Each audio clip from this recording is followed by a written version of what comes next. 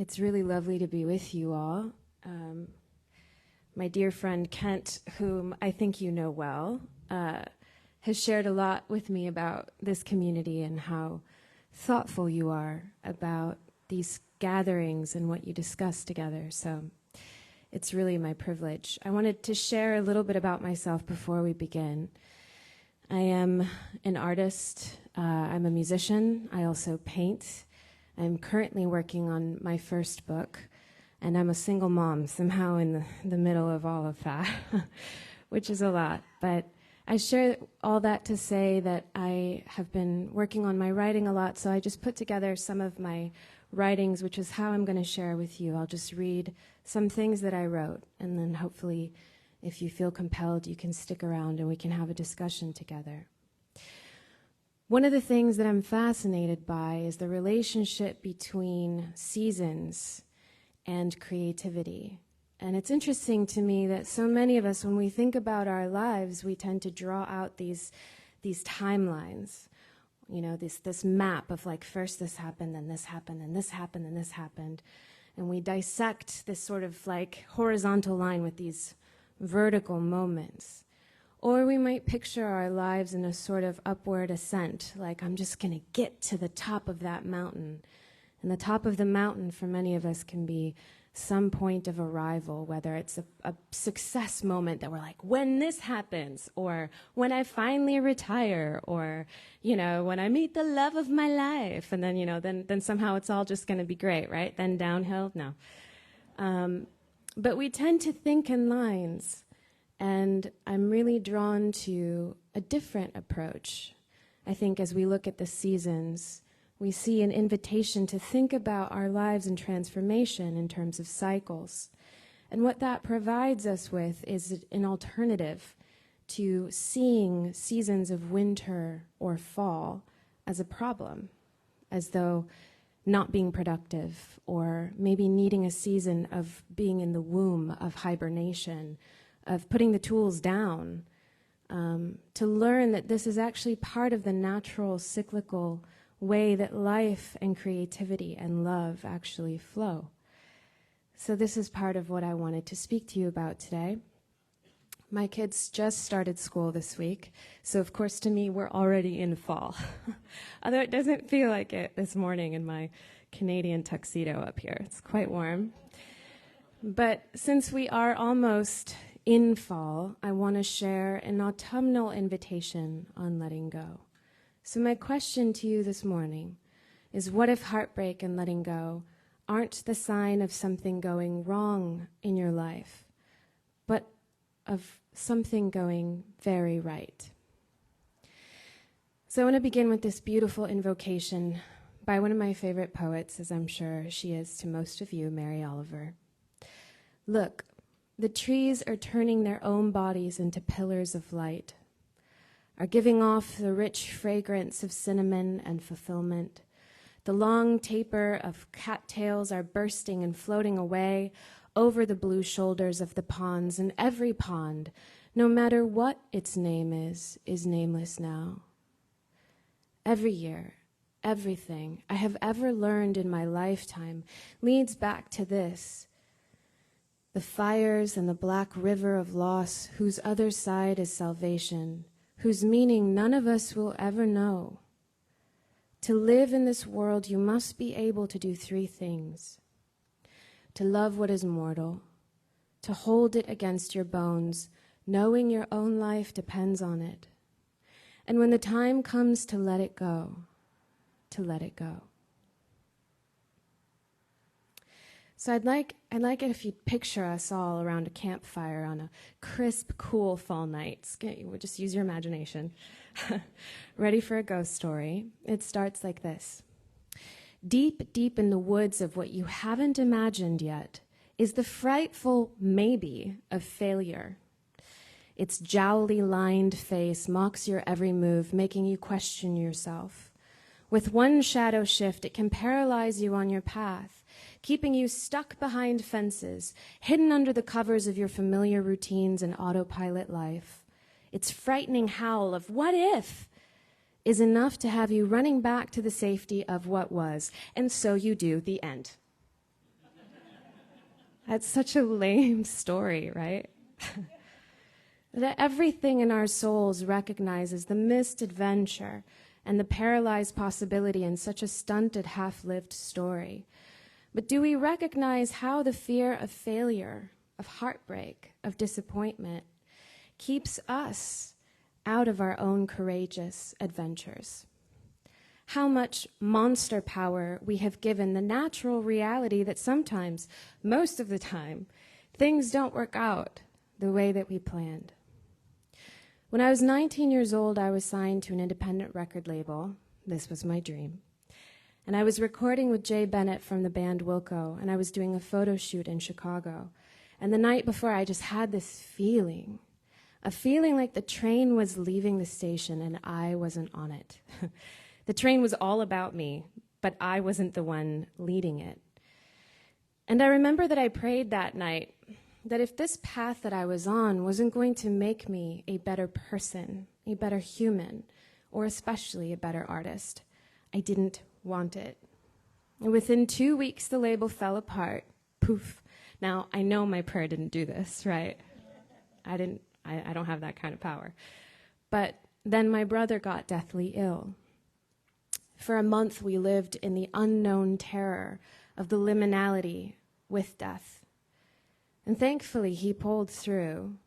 But in the ensuing months, I had that feeling now familiar to me, of feeling like I'm back to square one with no map, totally without a plan, reeling in the heartbreak of disappointment. And what if I would have just been like, okay, well, that's it, no more music. Of course, that's not what happened. Kent Dobson, who I was friends with at the time, said to me around then, don't be a musician, Brie, because you want it to be a career. Become a musician because it makes you a certain kind of person. And to me, that meant one who is attentive and present to the intensity of this life, and who is willing to live with courage and generous creativity anyway.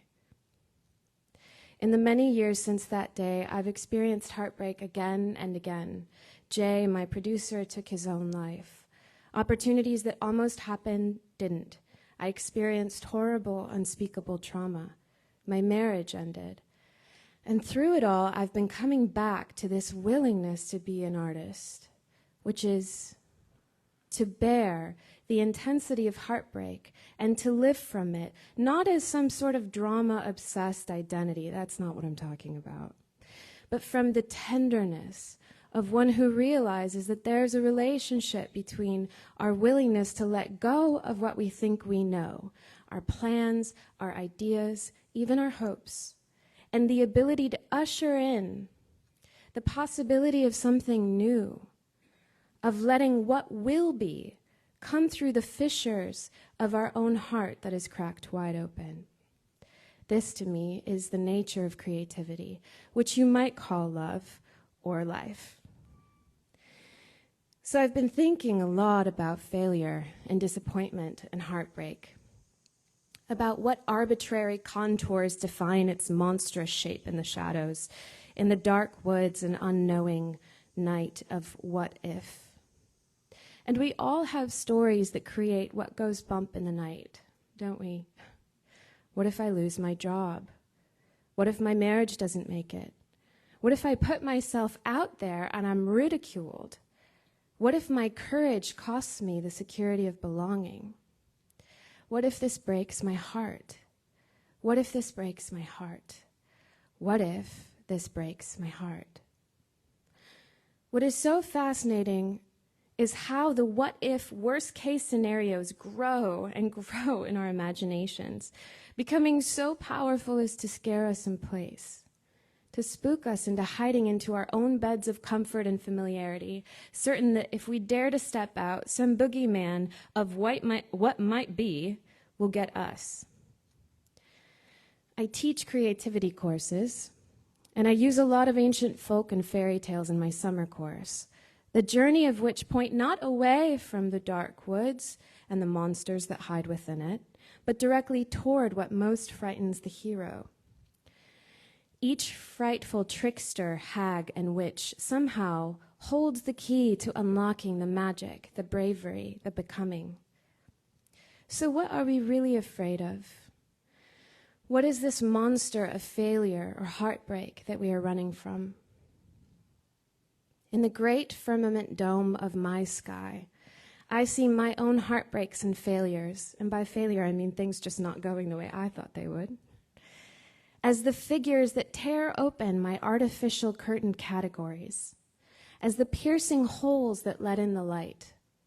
I see failures as the fallopian horns and the vulva smile, the ultimate uterine face that can shed both the losses of unmet maybes, every woman here knows what I speak of, and pleasurably receive the possibility of what could yet be. So failure then, heartbreak, is just a fermentation of our fear, a flux that puts us in touch with the fallacy of each one of our constructs that make us feel like we're in control. And because of this, every failure is a composted beginning, a surrendered release of our expectations of what we thought might or should have been, into a joyful bacterial undoing of our own concepts, ideas, identifications, on a great hopeful heap of what we cannot yet imagine. Composting. So let me ask you something. What disappointment are you allowing to become a definition? What does the fallacy of failure or heartbreak look like to you? What defines the lines of its monstrous face? What shadowy shapes does it take on in the dark of your unknown? And what if the heartbreak you are avoiding is actually the site of your own emergence? Buddhist and psychotherapist Bruce Tift, many of you might know who this gentleman is, says that the basis of all of our neuroses and anxiety is essentially our inability to cope with the intensity of the unknown. Well, crap. It's sort of like, well, okay, that's pretty much always. But it's easier for our minds to organize around the neurotic behavior and create a storyline, a script that we stick to for life, than it is for us to face this discomfort of ultimate uncertainty. He says, anxiety is an accurate perception of the fundamental open-ended nature of life from the perspective of the egoic operating structure. And then, if we let the ego run with that agenda, he says, the more we invest in creating a life that is safe from what happens, we end up feeling dead. Because we have lost touch with the spontaneity and open-endedness that is life itself. So essentially, we're running around trying to escape the intensity and the feeling of not knowing, so we numb, distract, or what I'm most interested in speaking about this morning, avoid the vulnerability of not knowing, of whatever it is we don't know will happen if this relationship ends, or this job falls through, or this season comes to a close. But doesn't fall have something to teach us about the importance of letting go? Of dying to what has been so that we can make room for what could be. In the end, every separation is a link, as Simone Weil says. The changes and the losses actually reveal the preciousness of what has been shared. We were speaking of this morning in our conversation about the ache of the departure of a loved one, how the absence actually forms a strange sort of presence in remembrance. The ache that runs through everything, then, is an ache of love. Whether the separation is of a teacher and a student, a parent and a child, lover and beloved, or a person and a place. To stop our restless running, our compulsive distractions, and quietly turn within to face that great ache is to accept the vulnerability of life's many deaths. To recognize that consciously letting go is an utmost precious act of love. So even when we are grieving loss, we can turn toward that ache, not to try to make it go away, but simply to recognize that the pain we feel is not a problem. It's not the sign of something wrong, but something that is precious. The pain is there because love made a bond. And the seasons and life shows us that love is stronger than death somehow. Something precious endures. Nothing is wasted or lost. Not ever, not really. Every single offering you have given and received in the exchange of love lives on forever in the unseen artery of this cosmos, the heart of the universe. We know this.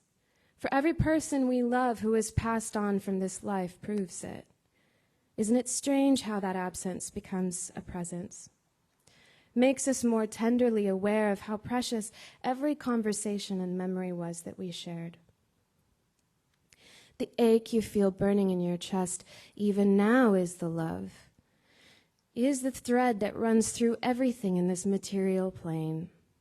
It is the beams we must bear and recognize that only love can speak flesh and matter into existence as unutterably precious precisely because it is fragile and because it is passing, because it does not last. Everything changes. And it is hard to bear that changeability, the decay, the loss of what has been, the not knowing, I know. But this is the great secret. It is only through letting go that we can let be and allow life force, creativity, as I like to describe it, to make something new in the ashes of what has been. And ecologically, this is our great homecoming to our place in the family of belonging. As Mary Oliver says, it's to remember, and I use this word a lot intentionally, to remember, to become membered to once more. To remember ourselves as fragile, decaying, renewing, complexifying, dying, and living anyway, just as all life is on this planet. When you can accept that the ache that you feel is the love, it changes our reptilian brain's reaction that wants to reject the suffering and grief. We can soften our bodies in an exhale of surrendered acceptance, which is to say, we can finally stop resisting it and instead feel it deeply, not run away from it, but allow it to run its course through us, changing us as it does. The ache is the love, and that ache as love runs all the way down through everything. It's always there. So then heartbreak can move from something that we identify with into something that shapes us. Instead of hanging on or trying to pour concrete on the river, we let ourselves flow with it, not without tears or grief, but with the added gift of grace. We say, okay, I can bear this, even if it's just a minute at a time. I can bear the intensity of this feeling, of this change, of what I didn't want to happen. And eventually, I know that I'll be able to say thank you, and yes, eventually. By focusing on where we are changing with every change, we're able to stop the dualism and blaming that often occurs in heartbreaking endings. We're also able to release the other and others to be on their journey of growth and learning, if this is not a heartbreak of death. It keeps us from collapsing the intensity of letting go into blame games. What I'm saying is that the closure we can really get is the meaning that we're able to weave in brightly colored darn stitches in the tears and rips that happen in our lives. We weave a new kind of closure in the shape of recognizing how we are learning and growing and moving through, despite it all, even now, in our courage of taking one step and then the next and then the next. Trusting, braving, and creating something new and beautiful out of each stitch and knot and weft. This is the work of being an artist, which, by the way, I consider each one of you to be. For we're each making a masterpiece with the weave of our lives, aren't we? So all of this begins with a simple shift. To be willing to bear letting go. To let go not just of people and places, but even let go of the identities that we cling to. to bear the intensity of this life and turn toward our fleshy, fragile vulnerability. I want to ask you where it hurts. Where are you gripping and hanging on? What is the tenderness living inside you that you are distracting yourself from? Where is the spot within you that is sore, aching, or inflamed with the fury of heartbreak? The decision or a deeper dawning knowing that there is an end in sight that you must face.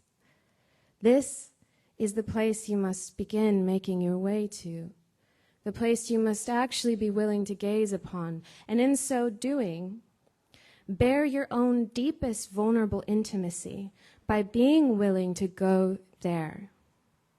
Now, everything in dominant culture and society has trained us for the opposite of this. We have been trained to avoid going there at all costs, to distract ourselves, stay busy, or self-medicate so we don't have to go there.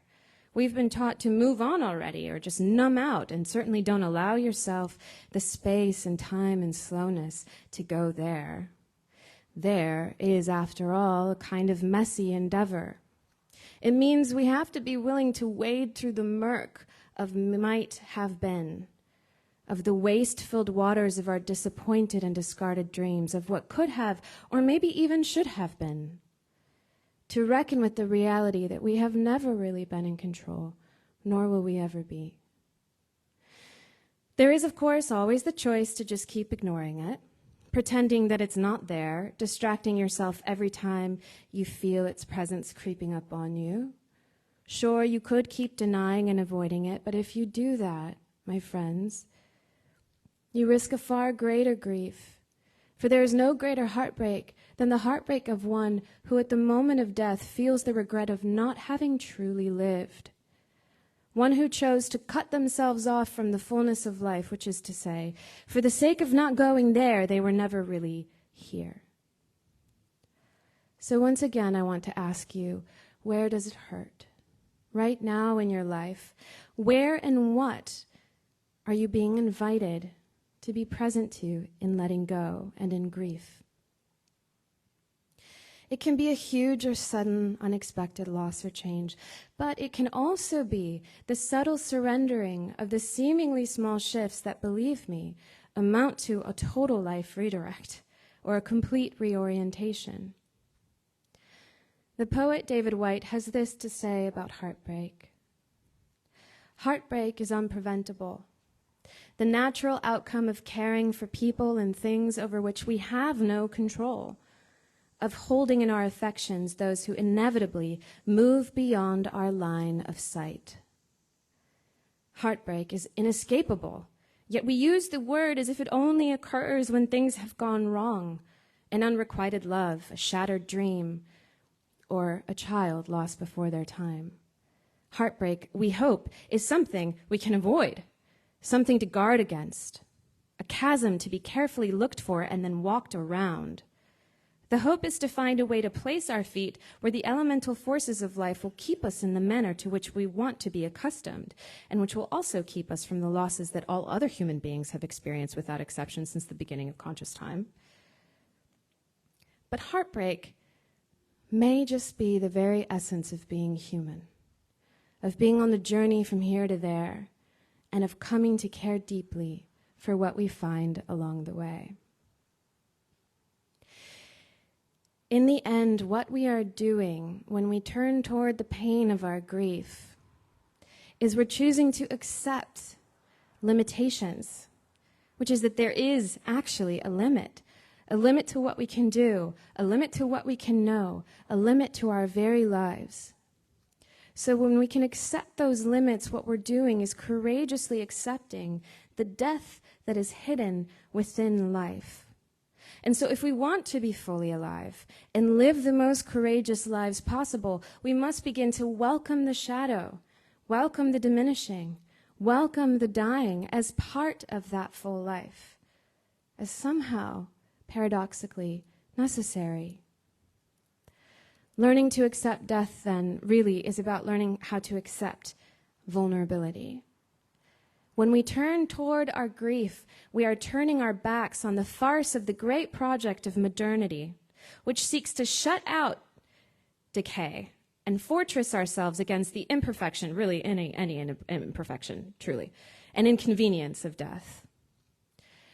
But by turning toward death, we are turning back to the wild. The wild of this planet, yes, but the wild of our own hearts too. To be wild is to be vulnerable, to accept that there are forces beyond our own that influence and impact our course, that we are permeable to, that penetrate us, and therefore make us fleshy, fecund, feeling, and altogether fragile.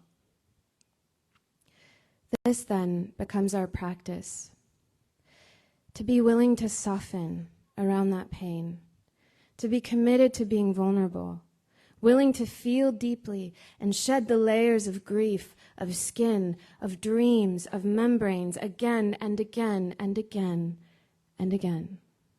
Like the trees in autumn, we must loosen and let out and release. Unconsciously, we are always doing this with every breath, and our body's biology is always in this state of surrendered flux. The trick is to embrace this mindfully, heartfully, and as a conscious act in your circumstances, in your life right now, in your brave turning toward your heartbreak. So where does it hurt? Only when we can fully see and hold what is precious about our vulnerability can we begin to let it go. But listen, this isn't a Disney song. Letting go is not a one-time release and done. To let go is to choose to be in the embodied posture of vulnerability again and again and again. To feel deeply the waves of grief and be surprised by the unexpected surge of joy as you remember what is good and precious and what was shared and hoped for and mingled and tangled, given and received. To grieve and let go is to hold the many threads in your hands that forever connect you to this person, circumstance, experience, or time, and you to them. It is to be a weaver of unseen threads of love in the tapestry of shared interrelating and joint becoming, which is this thing that we are fortunate to be a part of. But first, you must turn to where it hurts. To breathe out around the pain, soften into your flesh and feeling. Be vulnerable, join the living. Be a maker, not a machine. Being vulnerable is what makes you an artist. Where does it hurt? And then, are you willing to bear the beams of love in the midst of that heartbreak? To allow what hurts about this life to make you vulnerable in being willing to bear the discomfort of not knowing? And let me ask you this. What unknown and unknowing will your heartbreak make room for? What will you be able to compost by letting go in making room for what may yet be? Look, the trees are turning their own bodies into pillars of light, are giving off the rich fragrance of cinnamon and fulfillment. The long tapers of cattails are bursting and floating away over the blue shoulders of the ponds, and every pond, no matter what its name, is nameless now. Every year, everything I have ever learned in my lifetime leads back to this. The fires in the black river of loss, whose other side is salvation, whose meaning none of us will ever know. To live in this world, you must be able to do three things. To love what is mortal, to hold it against your bones, knowing your own life depends on it, and when the time comes to let it go, to let it go.